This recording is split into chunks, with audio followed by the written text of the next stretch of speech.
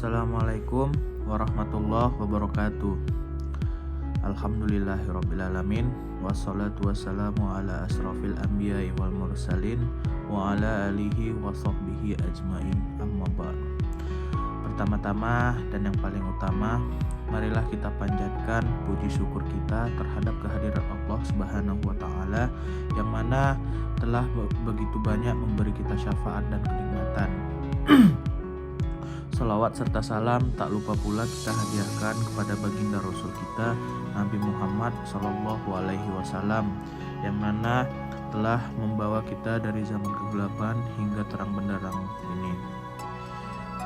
Pada kali ini saya akan membuat video untuk memenuhi tugas ujian akhir semester mata kuliah Fisiologi Hewan, dosen pengampu Ibu Sukriyah MSc. Saya Khazari Nurin Husna Ibrahim, NIM 0704212049. Pada kali ini saya akan membawa dengan judul sistem pencernaan. Nah, langsung saja. Yang pertama kali akan saya bahas adalah apa sih itu sistem pencernaan. Seperti yang kita ketahui, jadi sistem pencernaan ini merupakan sistem yang memproses, mengubah makanan dan menyerap sari-sari makanan yang berupa nutrisi-nutrisi yang dibutuhkan oleh tubuh kita.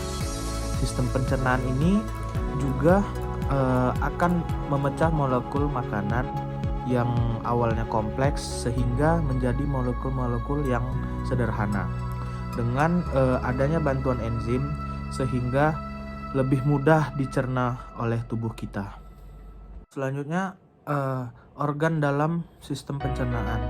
Organ dalam sistem pencernaan ini terdapat dua bagian. Yang pertama adalah saluran pencernaan, yang kedua organ pencernaan tambahan atau aksesoris.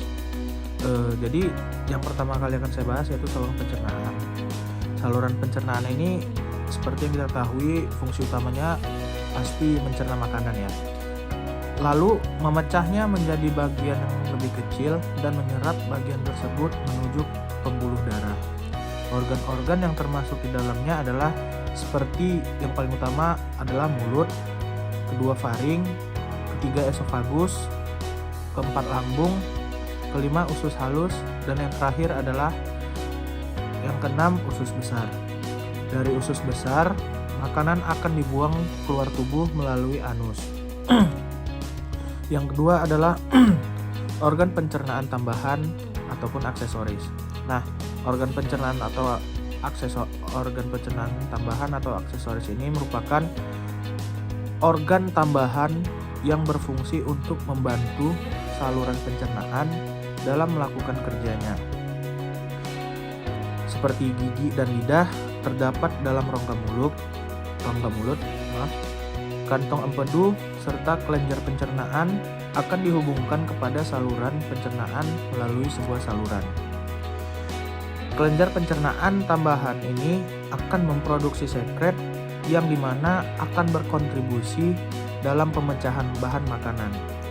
Gigi, lidah, kantong empedu, dan beberapa kelenjar pencernaan seperti kelenjar ludah, hati, maupun pankreas.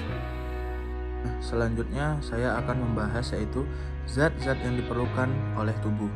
Berdasarkan keperluan tubuh, adapun zat-zat makanan dibedakan menjadi dua kelompok.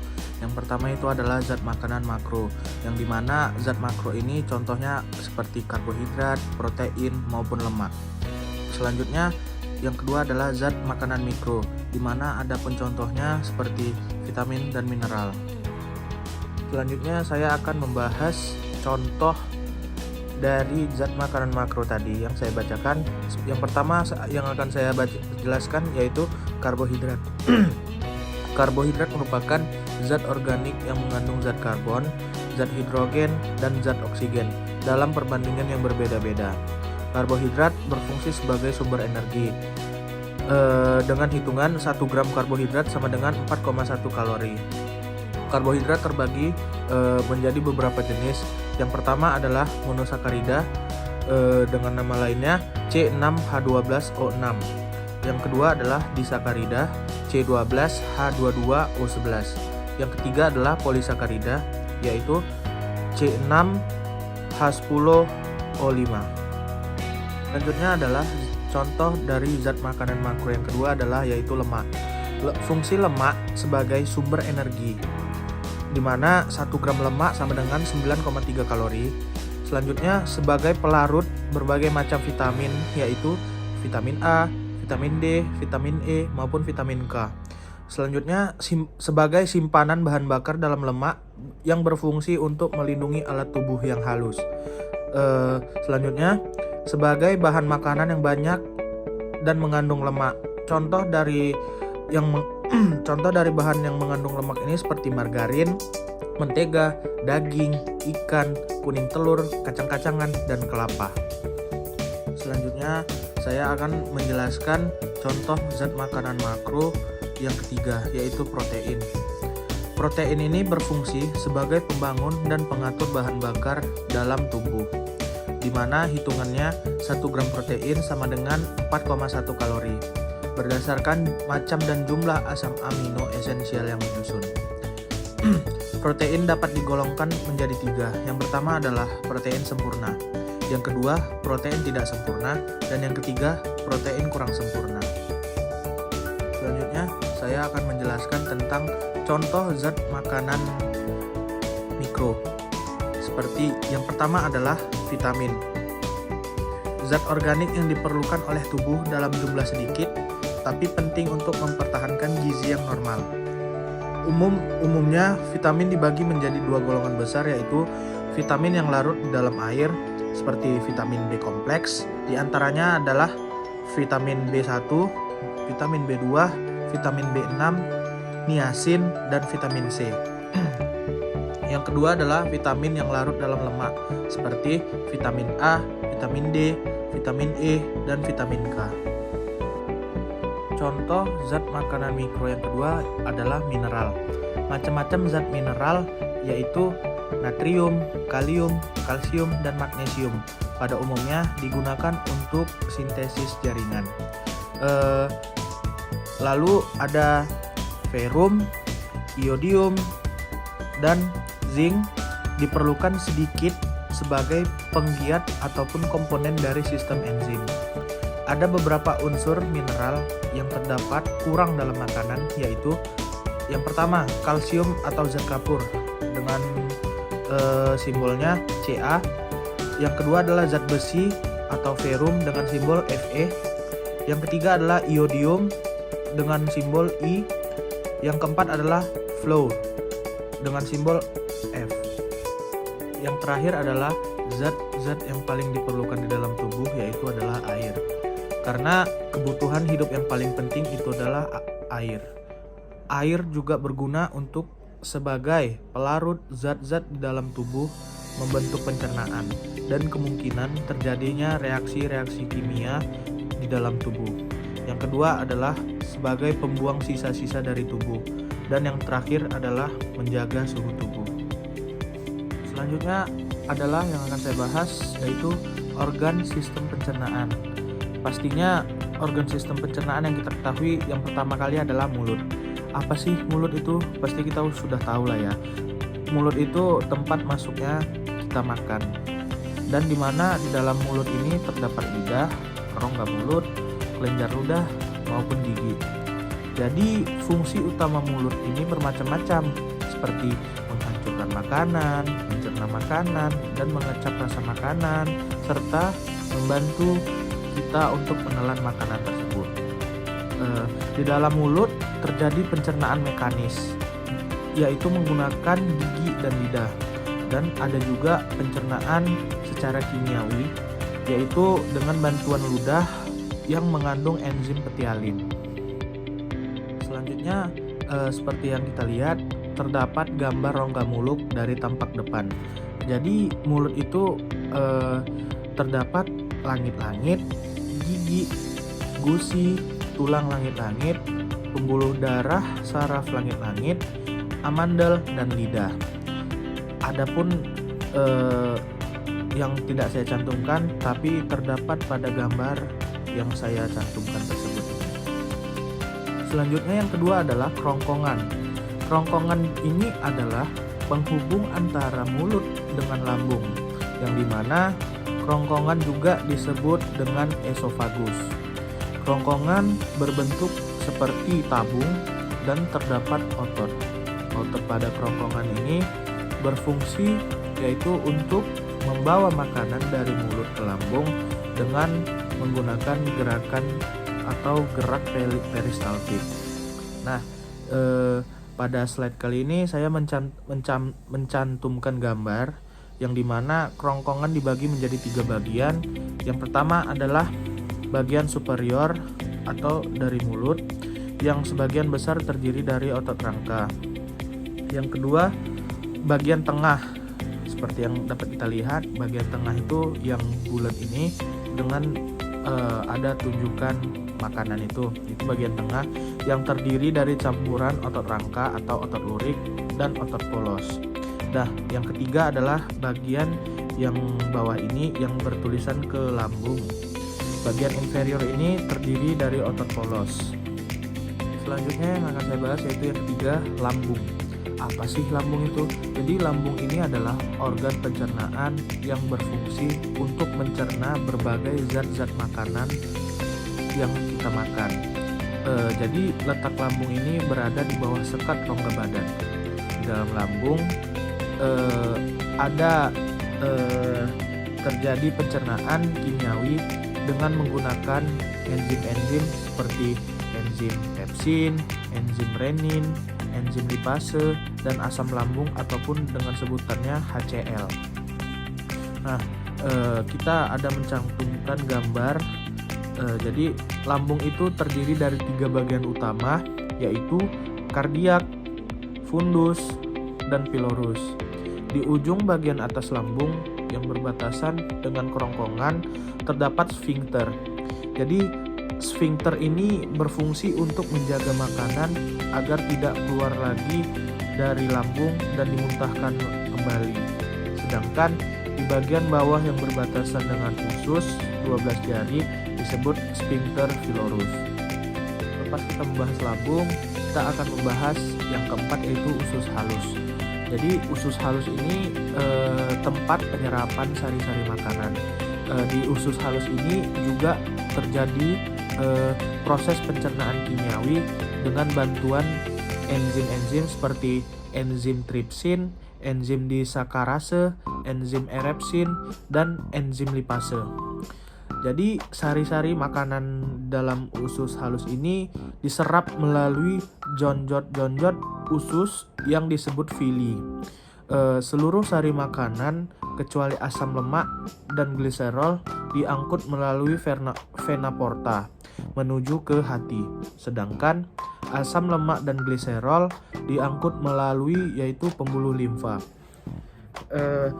Jadi saya akan mencantumkan gambar seperti inilah gambaran usus halus dalam tubuh kita ya.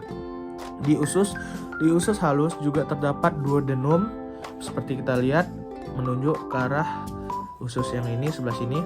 Jadi usus duodenum ini disebut juga usus 12 jari, yang dimana usus 12 jari ini terletak di bagian atas usus kecil. Yang kedua adalah bisa kita lihat pada gambar itu terdapat jejunum atau yang kerap kita kenal dengan usus kosong, merupakan bagian kedua dari usus halus. Nah, yang ketiga ini seperti kita lihat pada gambar, kita ada menunjukkan ileum, di mana ileum ini merupakan bagian akhir dari usus halus yang berperan sebagai penghubung dan melanjutkan makanan yang sudah dicerna ke dalam usus besar. Setelah membahas usus halus, pastinya kita juga akan membahas yaitu usus besar.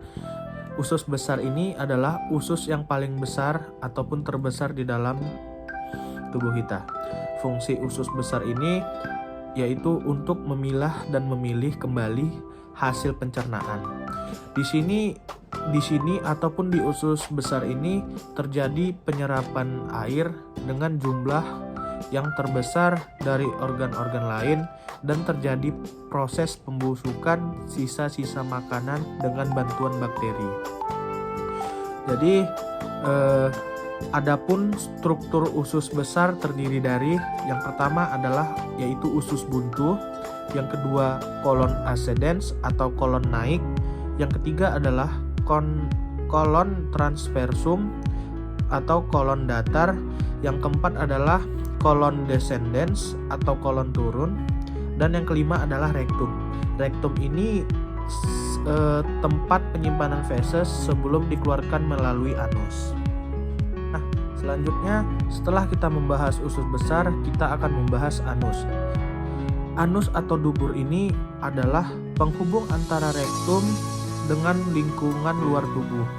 Di anus ini juga terdapat otot sphincter, yang dimana otot sphincter ini seperti yang saya jelaskan tadi, dia terdapat di lambung, tetapi otot sphincter juga terdapat di anus, yang mana otot sphincter ini berfungsi untuk membuka dan menutup anus. Fungsi utama anus adalah sebagai alat pembuangan feses melalui proses defekasi, yaitu dengan bahasa Indonesianya buang air besar. Di anus terdapat otot sphincter, rektum, dan vena. Fungsi otot sphincter ini pada anus adalah untuk membuka ataupun menutup anus, sedangkan fungsi rektum adalah untuk menyimpan feses pada sementara waktu. Selanjutnya saya akan membahas proses pencernaan makanan dalam sistem pencernaan. Proses berlangsungnya pencernaan makanan akan bermula dari mulut sebagai bagian paling luar dari rangkaian proses pencernaan. Dari bagian inilah makanan ataupun minuman pertama kali masuk ke dalam tubuh. Di bagian ini, pencernaan mekanik akan dilakukan dengan berlangsungnya proses mengunyah makanan menggunakan gigi, dan pencernaan kimiawi dalam waktu yang bersamaan mulai berlangsung menggunakan enzim betialin ataupun amilase.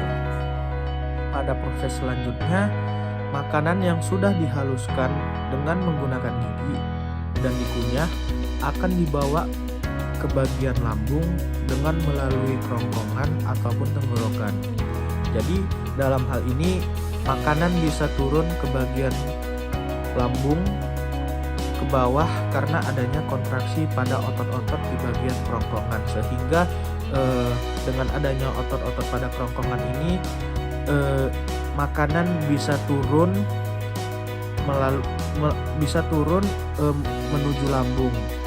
Jadi kalau tidak ada otot-otot pada kerongkongan ini mungkin tidak bisa membawa makanan itu turun ke lambung. Di bagian lambung makanan akan melalui proses pencernaan kimiawi menggunakan zat ataupun enzim yang berperan mengontrol proses ini. Adapun beberapa zat yang mengontrol proses ini diantaranya adalah yang pertama adalah renin, yang kedua adalah pepsin, yang ketiga adalah HCl ataupun asam klorida, dan yang keempat adalah lipase. Setelah makanan yang diproses di bagian lambung yang mana membutuhkan waktu itu selama kurang lebih 3-4 jam lamanya. Jadi makanan tersebut akan mulai dibawa menuju usus 12 jari. Di bagian tersebut terdapatlah enzim-enzim berikut yang mana berasal dari bagian pankreas. Di mana enzim-enzim yang terdapat bagian pankreas ini yang pertama adalah amilase, yang kedua lipase, dan yang ketiga adalah trypsinogen. Bukan hanya itu, jadi dari bagian ini terdapat pula empedu. Empedu dihasilkan oleh hati dan ditampung di dalam kantung empedu. Untuk selanjutnya, empedu ini akan disalurkan ke dalam usus melalui saluran empedu menuju usus 12 jari. Dari bagian ini, selanjutnya makanan akan dibawa menuju ke bagian usus halus. Di bagian ini juga terjadi proses pencernaan kimiawi yang dimana melibatkan berbagai enzim pencernaan. Selanjutnya proses akan dilanjutkan pada proses penyerapan ataupun bahasa lainnya itu absorpsi yang berlangsung di usus kosong dan sebagian usus penyerap. Untuk makanan yang tidak dicerna oleh usus halus, misalnya seperti jenis selulosa bersama dengan lendir, bagian ini akan maju ke bagian usus besar menjadi feses. Baik, terima kasih. Saya ucapkan itu saja yang dapat saya sampaikan. Lebih dan kurangnya saya mohon maaf. Kepada Allah saya mohon ampun. Ila liqa wa assalamah wabillahi taufiq wal hidayah wal ridho wal inayah. Wassalamualaikum warahmatullahi wabarakatuh.